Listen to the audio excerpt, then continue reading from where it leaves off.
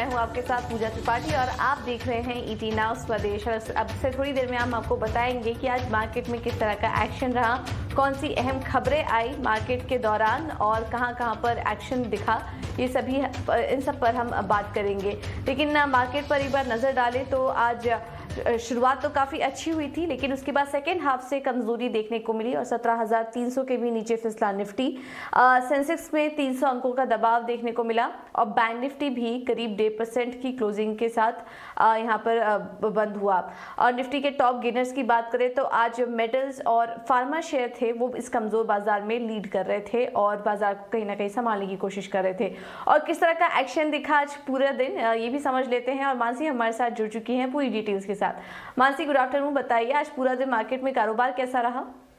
बिल्कुल, good afternoon. देखिए, बाजार में हमने देखा दिन भर वॉलेटाइल ट्रेड जरूर देखने को मिले। एक बार बाजार ने अपने आप को संभालने की कोशिश भी की, लेकिन उसके बाद उतार चढ़ाव के बीच ही ट्रेड्स नजर आए।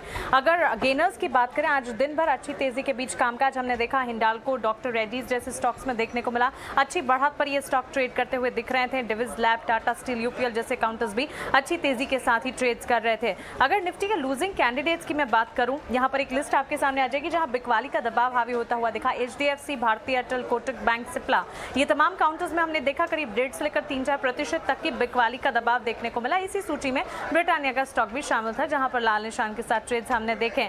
न्यूज बेस्ड इंपैक्ट आज होटल स्पेस फोकस में रहे। यहां पर आपने देखा इंडियन होटल्स का क्यूआईपी खुलता हुआ दिखा, जो खबर आती हुई हमने देखी और इसी के चलते हमने देखा इंडियन होटल्स में अच्छी तेजी के बीच कामकाज और इसके पीछे पीछे होटल स्टॉक्स में आज अच्छे एक्शन के साथ ट्रेड्स दिखे। याद रखिए, हर रोज जब भी एक इवेंट या स्पेसिफिक एक्शन आते हैं हम आप तक पहुंचाते हैं और होटल स्पेस में हमने लगातार आपको बताया अनलॉक थीम के जरिए यहाँ पर अच्छे मोमेंटम बिल्टअप होते हुए दिखेंगे, जो कि होता हुआ भी हमने देखा है। मिड कैप के गेनिंग मोमेंटम वाले स्टॉक्स अगर देखें, L&T फाइनेंस होल्डिंग्स, हमारे टेक्निकल एक्सपर्ट कुणाल ने L&T फाइनेंस होल्डिंग पर अपनी राय भी दी थी और L&T फाइनेंस होल्डिंग में अच्छी तेजी के बीच मिड कैप में सबसे ज्यादा तेजी पर कामकाज देखने को मिला। Adani power, city union bank जैसे स्टॉक्स भी इसी सूची में शामिल रहे, जहां पर मिड कैप स्पेस में अच्छी बढ़त देखने को मिल रही थी और इसी में कमिंस इंडिया का काउंटर भी तेजी के साथ ही ट्रेड करता हुआ दिखा। इस बीच हम अगर देखें गेनिंग सेक्टर्स की बात करें, आज का दिन फार्मा स्पेस के नाम ही रहा। हर सेक्टर, हर पॉकेट में जहां कमजोरी देखने को मिल रही थी, फार्मा सेक्टर जो है अच्छी तेजी के बीच कामकाज कर रहे थे और सरप्राइजिंगली फार्मा स्पेस से जुड़े तमाम स्टॉक्स में अच्छी बढ़त पर कामकाज देखने को मिल रहा था। निफ्टी फार्मा इंडेक्स करीब आधे % की तेजी पर ही क्लोज होता हुआ दिखा। इसके ठीक पीछे मेटल स्पेस में भी तेजी हमने देखी और एनर्जी। तो ये 3 सेक्टर्स थे जो कि बाजार में तेजी का काम कर रहे थे। लेकिन लूजिंग कैंडिडेट्स कौन से रहे? ऑटो, फाइनेंशियल सर्विसेज, एफएमसीजी, निजी बैंक क्षेत्र, यहाँ पर बिकवाली का दबाव देखने को मिला। तो क्लियरली पूरा दिन वॉलेटाइल रहा। बाजार में हमने कमजोरी हावी होती हुई भी दिखी। ऑफकोर्स हमारे पास कई सारे ट्रिगर्स थे जिसके चलते बाजार में एक वॉलेटाइल दिन के साथ ही क्लोजिंग देखने को मिली।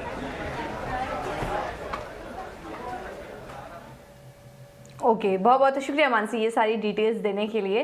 तो दिन भर उतार चढ़ाव का माहौल रहा, लेकिन शुरुआत जो क्लोजिंग थी वो आज कमजोरी के साथ ही देखने को मिली है। लेकिन इस उतार चढ़ाव के बीच हम लगातार आपको मार्केट के दिग्गज एक्सपर्ट्स का व्यू भी सुनवा रहे हैं और ऐसे में हमने बात की रमेश दमानी से। उनका मानना है कि बाजार के बुल रन अभी जारी रहेगा और अगले 6 महीने में बाजार नई ऊंचाइयां छुएगा। Which suggests that we're in an ongoing bull market. Why do I say we're in an ongoing bull market? I say that because you look at how market reacts to news. It gets such bad news from the Fed, from oil going up, from Ukraine. It shrugs off the bad news and starts moving higher again.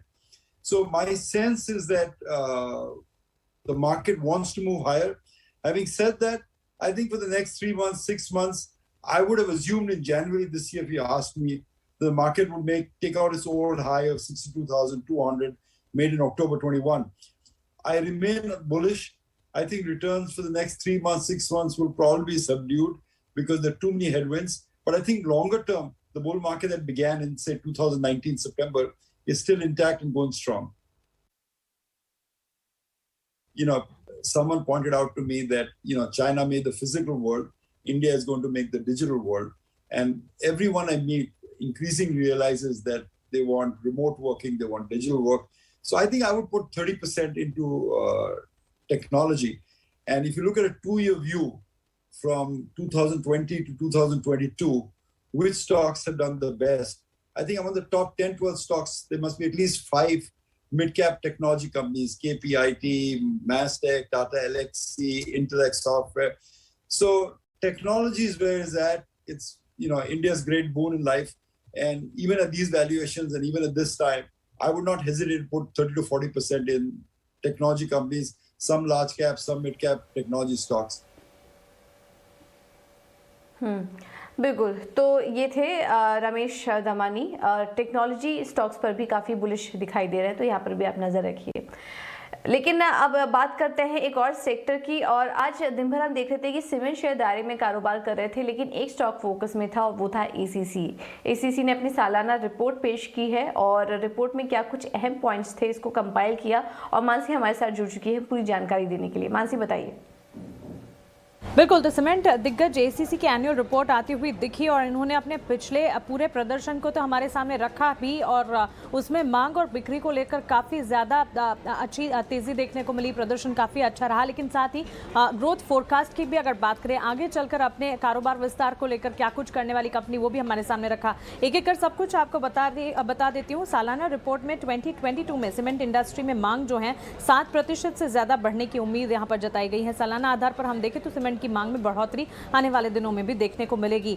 मजबूत network के चलते 79% cement बिक्री जो है retail category से होती हुई देखने को मिली है। आपको बता दें, रिसर्च एंड डेवलपमेंट टीम जो है काफी हद तक काम कर रही है। इनके आरएमएक्स सेगमेंट में जो अच्छा प्रदर्शन देखने को मिला, जो कि परफॉर्म नहीं कर पा रहा था, एकाएक यहाँ पर परफॉर्मेंस आती हुई दिखी। इसके बाद रिसर्च एंड डेवलपमेंट टीम जो है प्रोडक्ट डेवलपमेंट पर काफी हद तक फोकस करी और कई सारे नए कदम भी उठा रही है ताकि नए प्रोडक्ट्स डेवलप की जाएं। एनुअल रिपोर्ट की 5 बड़ी बातें अब आपके सामने हम रखने जा रहे हैं। एक, क्लिंकर क्षमता जो है, क्यों clinker utilization 2.7 million tonne per annum और सीमेंट क्षमता जो है 4.8 मिलियन टन पर एनम बढ़ाने का यहाँ पर कंपनी जो है फोकस और लक्ष्य रख के चल रही है। सालाना आधार पर हम यहाँ पर देख रहे हैं इनकी क्षमता जो है वो बढ़ाने की बात की जा रही है। मध्य और पूर्वी भारत में डिमांड जो है आने वाले दिनों में भी और ज़्यादा बढ़ती हुई दिखेगी, तो डिमांड के फ्रंट पर भी काफ़ी ज़्यादा पॉजिटिव आउटलुक यहाँ नजर आ रहे हैं। ज़्यादा आय और मुनाफे के लिए इनके जो MSA एग्रीमेंट है, MSA अरेंजमेंट है उस अंबुजा सीमेंट के साथ, उस पर भी फोकस बढ़ेगा और आगे उसे भी ले जाने की कोशिश यहाँ पर होती हुई दिखेगी। और साथ ही वेस्ट हीट रिकवरी सिस्टम की अगर बात करें, कंपनी काफ़ी हद तक एनवायरनमेंट फ्रेंडली होने की कोशिश कर रही है और इस कोशिश में कामयाबी भी मिल रही है। और वेस्ट हीट रिकवरी सिस्टम की क्षमता जो है 1 साल में 46 मेगावाट होगी। तो ये तमाम चीज़ें हैं जो कि सीमेंट कंपनी की दिग्गज कंपनी एसीसी ने अपने एनुअल रिपोर्ट में हमारे सामने रखी और मांग को लेकर और बिक्री को लेकर पिछला प्रदर्शन भी अच्छा रहा है। आने वाले दिनों में भी मांग और बिक्री दोनों ही बढ़ने के अनुमान और लक्ष्य कंपनी बनाकर चल रही हैं। बिल्कुल, तो ये कुछ अहम बातें थी एसीसी की सालाना रिपोर्ट में जो कि हमने आपको बताई है। तो आने वाले समय में सीमेंट कंपनियों पर नजर रखिए, मांग मजबूत होने की बात की जा रही है। अब आगे बढ़ते हैं, कमोडिटी मार्केट में किस तरह का एक्शन था ये भी समझ लेते हैं। और इसमें आज कच्चा तेल वापस से फोकस में ही था। कच्चे तेल की तेजी फिर से बढ़नी शुरू हो चुकी है। शुरुआती सुस्ती के बाद अब क्रूड 2% ऊपर है। क्रूड मार्केट को लेकर क्या बड़ी खबरें निकल कर आ रही हैं ये भी समझ लेते हैं, और विश्वमोहन हमारे साथ जुड़ चुके हैं पूरी डिटेल्स के साथ। विश्वमोहन बताइए। ये देखिए, कच्चे तेल की जो शुरुआती तेज़ी थी वो बढ़कर अब 2% से ज़्यादा की हो गई है। $118 के करीब अब ब्रेंट का मार्केट पहुंच चुका है। WTI क्रूड की बात करें तो वो भी 111 के आसपास ट्रेड कर रहा है। और यूएस के जो लेटेस्ट डेटा हैं, API की जो रिपोर्ट आई है उसके मुताबिक पिछले हफ्ते यूएस में क्रूड का स्टॉक 43 लाख बैरल कम हुआ है, जबकि उससे पहले वाले हफ्ते में क्रूड का स्टॉक बढ़ा था। हालांकि एक और आंकड़ा आज EIA के यूएस में डेटा आएंगे, उसके बाद साफ होगा कि क्रूड के स्टॉक की स्थिति यूएस में है क्या। लेकिन रूस पर जिस तरह सैंक्शंस की बात हो रही है और नाटो की समिट कल है, ऐसे में काफ़ी वॉलेटाइल पूरा हफ्ता ये रहने वाला है क्रूड के लिहाज से, क्योंकि EU मेंबर जो यूरोपियन यूनियन के कई सारे ऐसे देश हैं जो फिलहाल रसिया की ऑयल एंड गैस पर पाबंदी लगाने के मूड में नहीं है। उनको लगता है कि ये सप्लाई की बड़ी दिक्कत हो सकती है, क्योंकि रूस दुनिया का दूसरा सबसे बड़ा क्रूड का एक्सपोर्टर है। अगर रूस के एक्सपोर्ट की अगर भरपाई करनी है तो यूएस को और सऊदी को पूरी तरह से अपने उत्पादन को रैंप अप करना पड़ेगा। और सऊदी अभी तक जो हाउती वाले हमले के बाद से सऊदी यूएस से नाराज है, क्योंकि यूएस का जो अब तक यमन और ईरान को लेकर रुख है वो बिल्कुल अलग रहा है, जो सऊदी को पसंद नहीं आ रहा। तो ऐसे बीच में लग नहीं रहा है कि सऊदी भी उत्पादन उतनी जल्दी से बढ़ाएगा। हालांकि यूएस की कोशिश हो रही है, लेकिन यूएस भी उत्पादन अपना रिकॉर्ड पर बढ़ाने में दिक्कत हो रही है। तो इन तमाम खबरों के बीच में काफ़ी एक्शन से भरा हुआ ये पूरा क्रूड मार्केट के लिए ये हफ्ता रहेगा। जी बिल्कुल, तो काफ़ी एक्शन भरा रह सकता है ये पूरा हफ्ता, और हमने देखा कि ब्रेंट अब $118 के करीब वापस से पहुंच चुका है। बहुत बहुत शुक्रिया अविश मोहिनी सारी डिटेल्स देने के लिए। तो क्रूड के चाल पर नज़र बनी रहेगी, लेकिन अब आगे बढ़ते हैं और आज हम मार्केट के एक्सपर्ट से बात करें। ऐसे में आईसीआईसीआई सिक्योरिटीज़ पीएमएस के वीपी और फंड मैनेजर अमित गुप्ता के मुताबिक उनका कहना है कि प्राइवेट बैंकिंग सेक्टर में मजबूत ग्रोथ दिखाई दे रही है, केमिकल कैपिटल गुड सेक्टर में भी निवेश कर सकते हैं। जो 6-8 महीने हमने गुजारे हैं, नंबर्स एक्चुअली इंप्रूव होते गए, लेकिन बाजार वही रहा, क्योंकि पहले बाजार नंबर्स के आगे चला गया था। ये इंटरेस्टिंग पार्ट। आइए 2 सेक्टर्स की बात करते हैं जो लास्ट 10 साल से चले नहीं थे, और वहाँ अब स्पार्क्स दिख रहे हैं आपको डेटा पॉइंट्स दिख रहे हैं। क्या आप वहाँ पे इंक्रीमेंटली बाइंग कर रहे हैं अपने पोर्टफोलियो में? एक है फाइनेंशियल्स, दूसरा है कैपिटल गुड्स। इन दोनों में आप किस तरह से अप्रोच कर रहे हैं, और लास्ट कुछ हफ्ते महीनों में आपने क्या पोजीशंस बढ़ाई हैं? देखिए, फाइनेंशियल्स में अगर आप बैंकिंग देखें, जिसका काफी ज्यादा वेट है निफ्टी के अंदर भी, वहाँ प्राइवेट बैंकिंग का ऑब्वियसली काफी ज्यादा वेट है। तो हमने देखा है कि 2 ट्रिगर पॉइंट्स थे बैंकिंग में। एक था नेट एनपीएस और दूसरा था क्रेडिट ग्रोथ। तो नेट एनपीएस आपके पिछले कुछ सालों में एकदम से डिक्लाइन किए। इनफैक्ट रिसेंटली काफी ज्यादा चीजें आउटपुट ही बाहर आई, जब IL&FS का सीन आया और फिर PMC बैंक और और भी चीजें हमने देखी। तो उसके बाद से हम देख रहे हैं कि जो एनपीएस है वो तो काफी कंट्रोल्ड है। मतलब जो 11.5 लाख करोड़ का टोटल एनपीए हुआ करता था बैंकिंग सिस्टम में, आज वेरी डिसेंट फिगर मैं आपको बता रहा हूँ 7,30,000 करोड़ के आसपास है। आज 2017 के लेवल के भी हम थोड़ा नीचे आ गए हैं एनपीएस में, जहां से मेन एनपीए की साइकिल चालू हुई थी। तो ये बहुत पॉजिटिव थे, जिस वजह से बैंकिंग का बॉटम बन गया। बट बैंकिंग का जो ग्रोथ है, प्राइस ग्रोथ है, वो अभी भी मिसिंग था मेजरली। वो क्यों था? क्योंकि क्रेडिट ग्रोथ में रिवाइवल नहीं आ रहा था। अगर आप इस क्वार्टर के नंबर्स देखिए तो एग्रीगेट जो आपका क्रेडिट ग्रोथ है बैंकिंग का, वो 8.2% के आसपास आ गया है। वही आपका 5% हुआ करता था अगर मैं कुछ क्वार्टर्स पहले देखूं। तो अगर आज भी आप देखिए, एक्सिस बैंक का 17% का ईयर ऑन ईयर ग्रोथ आया है लोन के अंदर, और भी बैंक्स ने अच्छा दिया है। इनफैक्ट SBI PSUs में 8% के आसपास का उसका ग्रोथ आया है। इसका मतलब जो कॉर्पोरेट लेंडिंग बुक है, जो बहुत ही नेगेटिव हो गई थी, मतलब -1% था, वहां आपको रिवाइवल देखने को मिल रहा है, which is a good sign. और वो क्यों हो रहा है? क्योंकि कैपेक्स कहीं ना कहीं स्टार्ट हुआ है, उसका एग्जीक्यूशन।